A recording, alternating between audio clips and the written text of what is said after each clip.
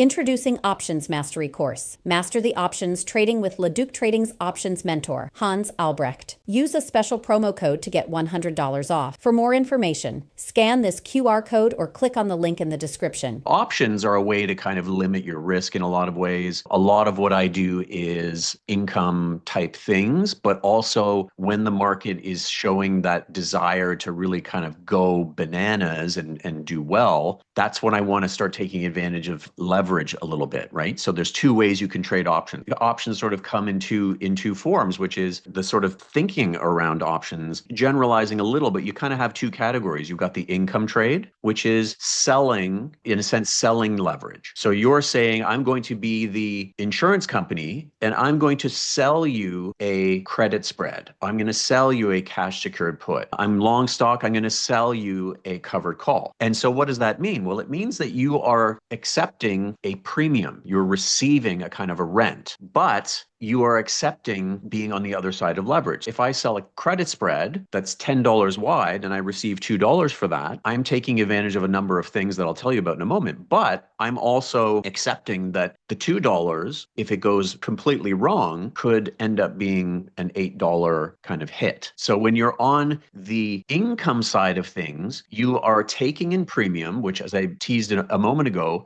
tends to be where there's a little bit more edge over time. Because why is that? Because options tend to be a little bit on the expensive side. And that is, if we take volatility skew, for example, here you go. This is your typical S&P skew. So out of the money puts. So when you're buying protection, which I've been doing lately, you pay up a little bit. You're often paying for more than it's worth. You're paying more than that product is worth over time statistically. You're paying $10 for something that's technically probably only worth $8.50 over time because they're charging you a lot more for that downside insurance. Do insurance companies make money? Does Warren Buffett make money when his insurance company sells insurance to you? Yes. If Warren Buffett sells you $500 of risk for $1,000, is he going to make money over time? The answer is yes. Now, does that mean a house insurance on one particular house, if the house burns down, is the insurance company going to make money on that? No, because they've sold something for $5,000 a year that ends up costing them $1 million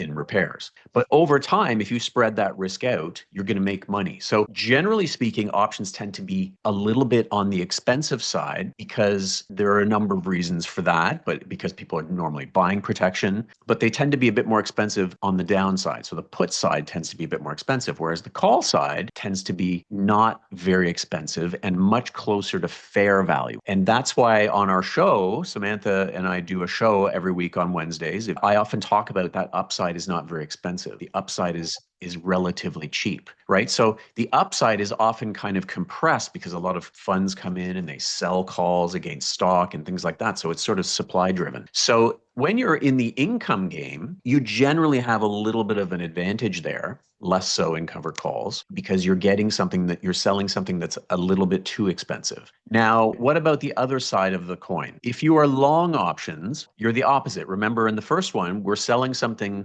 and receiving $2, but we have about $8 of risk. If you don't manage that risk, you can get out earlier, right? That's what we try to do as well. We don't just wait for the worst case scenario. We try to mitigate that. You're selling something for $2 that could cost you 8 or 10. If I'm long options, I'm on the other side of that. I'm buying something for $2 that can make me 8 or 10. So if I bought a call for $2 on Google a month ago, let's forget about the strike, that could be worth $20 today. That's leverage. That's pretty powerful, right? I can turn $2 into $20. On the income side, I will never turn that $2 into any more than $2. I've sold it. I've received it. Someone's paying me. They're the ones who can make more, but they are also battling something. And that's the fact that options tend to be a little bit more expensive and it's a difficult game to play. And that's why a lot of people really struggle. I'm making, I'm losing, I'm making, I'm losing.